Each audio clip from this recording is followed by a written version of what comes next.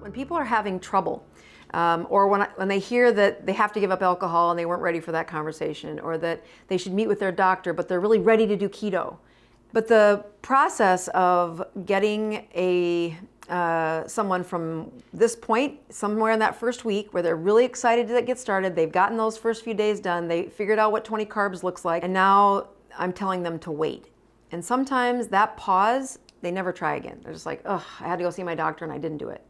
I still want them to do that, but that's where I talk about supplements and what supplements can do.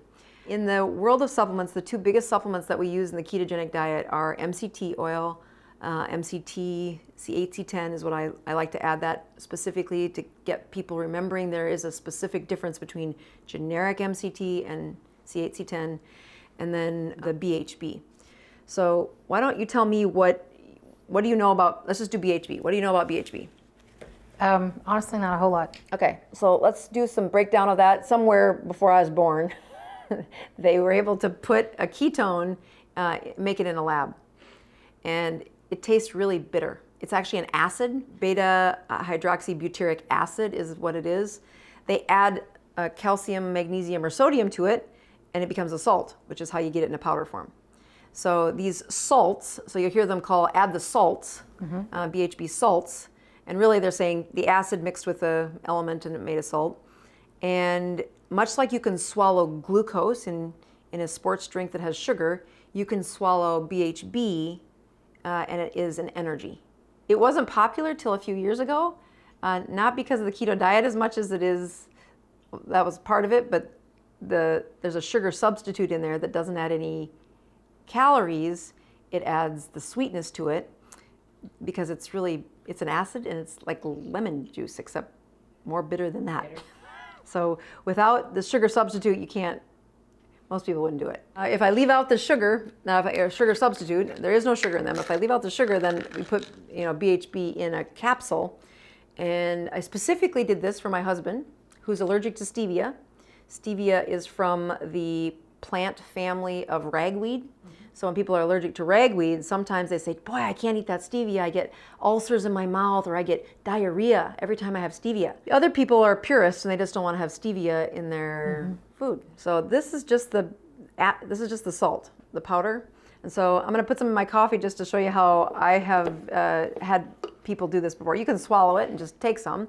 But if you just put the salts into a drink, you see that? I don't want them overloading on sugar. And so this is another place where if you're allergic, my husband has these, but if you don't want to have the sweet taste, you can use the capsules and put it in a drink and swish it around and say, okay, now I'll sip on ketones. So it's just the powder sitting on top and I'll swish it in. But the most important part of supplements of ketones is you don't want to swallow them in a hurry. They are salts, and they are very good at cleansing your bowel if you put them in too quick, just like some of the other laxatives you use. So if you do guzzle them, young, healthy guts that don't have any problem, usually they do great. Like, so my athletes, I tell them to sip on it because I'm trying to train their mitochondria to burn ketones throughout the day. So the first flavor I made was raspberry lemonade.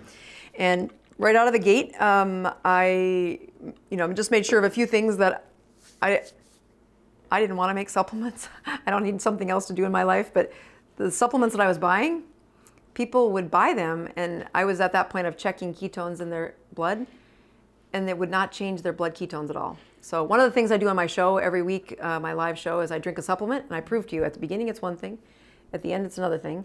And not only is that probably the scariest moment of my week, because I'm like, oh, what's my blood sugar going to be? How are my ketones doing? But it's also just to say, keep it real. Test all the products you buy. There's a lot of things that aren't as genuine as they should be, and one of those is the ketone products can end up with a bunch of fluff in them, and it doesn't move the needle for the patient.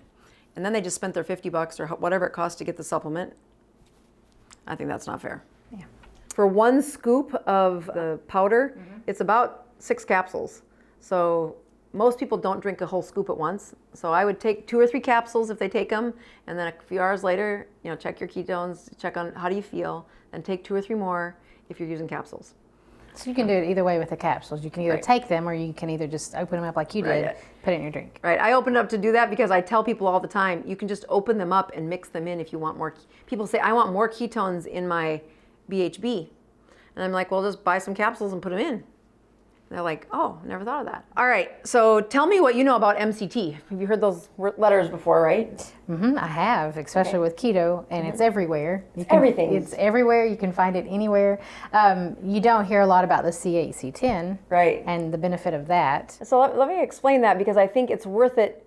I bring it up in the Trouble Club, and especially when people are having troubles with their gut. So one of the people that is in the group of Trouble Club is their bowels are so loose. They're like, I'm allergic to this diet. I explode from the backside when I go keto. What's happening is they're putting in a gluttony of fat, and their body's ability to absorb it is either out of shape or so swollen it's not working. You call it fat malabsorption. That can be, celiac disease. That can be irritable bowel. That can be ulcerative colitis, are in that spectrum. But fat malabsorption, they have a couple of very specific problems that show up, and one of them is the diarrhea is so stinky the whole house clears out when they go, and then it floats. So it takes a couple of flushes to get it to go down the toilet. It's fat. It's just going through. Where MCT comes in is the gut can be trained to absorb fat again, in most cases.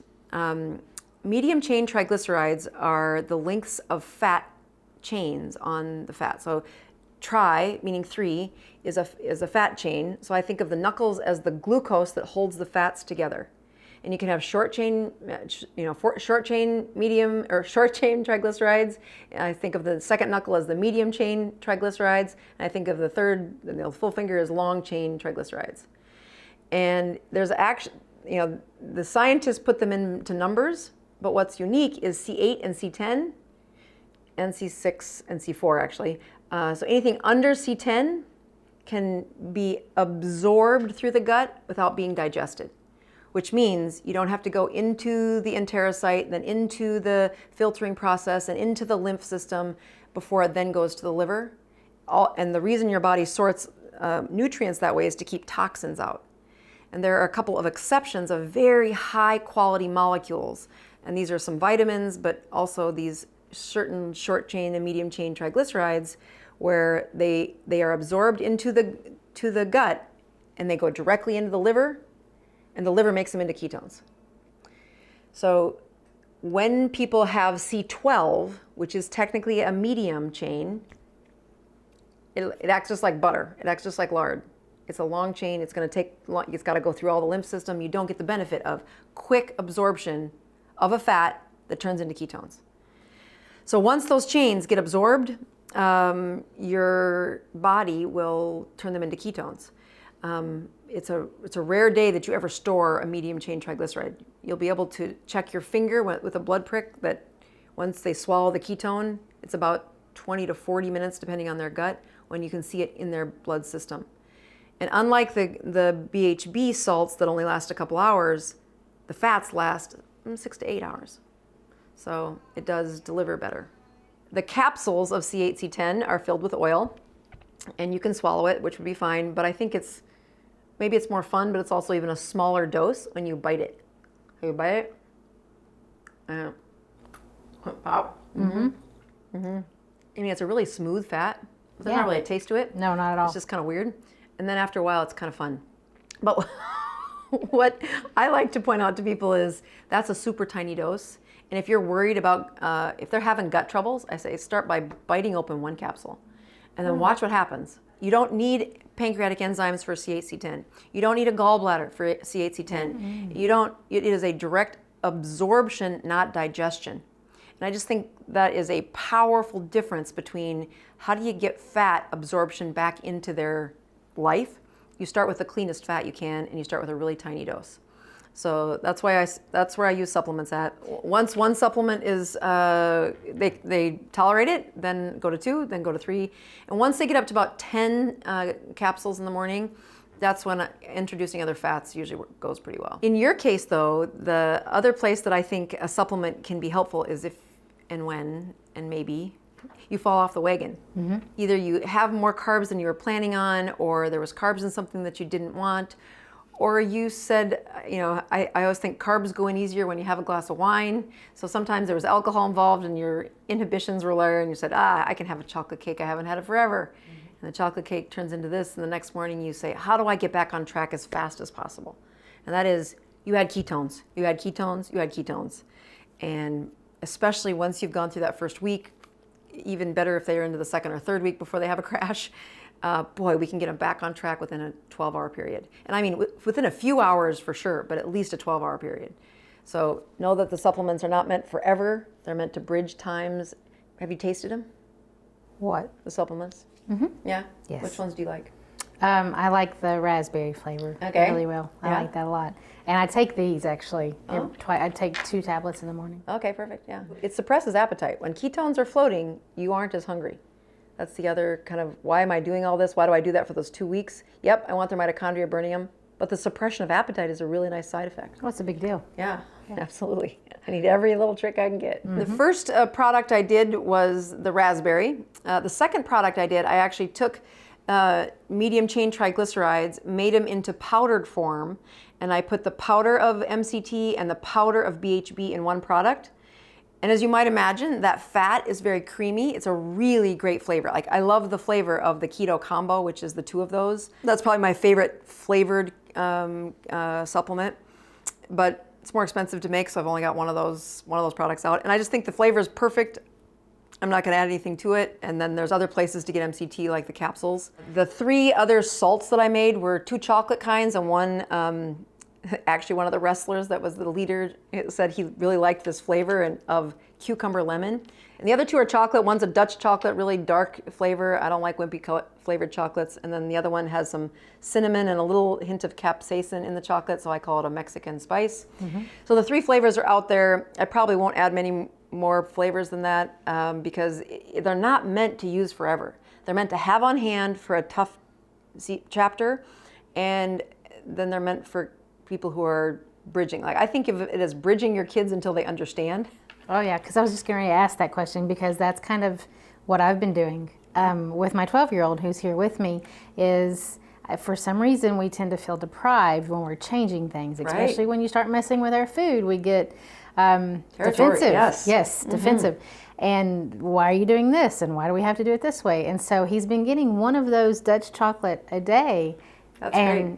He's content. I mix that with some heavy whipping cream and some almond milk, and that's exactly what I do with my kids too. Whenever I have to take kids to a music lesson, or if they're going to wrestling and they're tired, I show up with a can, or with what I call it a shake of fat. I put fat with it. The fat does help the salt absorb better, so they get more ketones absorbed when they mix it with fat. I think they taste pretty good. Add in some heavy whipping cream, even a little ice, so it's kind of like a milkshakey almost, and you can totally convince yourself it's a treat. And it's really good for your metabolism in the sense that you had a craving, you had this irritable moment, but you still added the fuel that you're trying to get your body to make. So the one other supplement that I put my name on, and I actually I wish the world knew how much the vitamin D3 and K2 mattered to their bodies. These are both fat-soluble vitamins. Vitamin D, I don't think should be called a vitamin. Most people don't think it should be called a vitamin. It's really a hormone. And the hormone is activated by sunlight.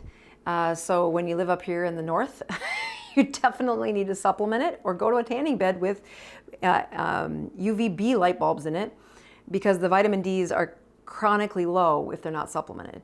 But I also find that they are chronically low in people who are overweight, insulin resistant, and whose fat is locked. So these 2 are fat soluble.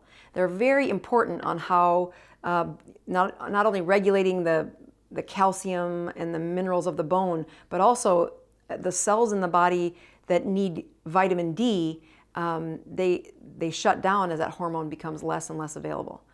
And so you look at, it's a fat-soluble vitamin, and they're fat. Wouldn't they have a lot of it? Well, it's stored in their fat cells. So that's one, it's sequestered. When you supplement, it's going to get sequestered into their fat cells. And the biggest problem with being insulin resistant is the insulin locks the fat. That's why they're fat. They don't get to use the fat as energy. It's locked. And that means fat-soluble hormones like these don't get to be used either. It's that we can't fix that right away.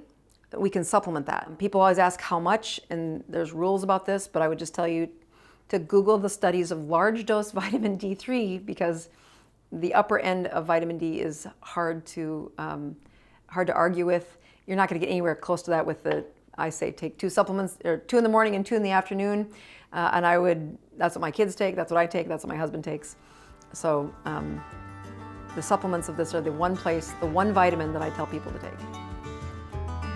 You can find all these supplements at bozmd.com. We'll see you there.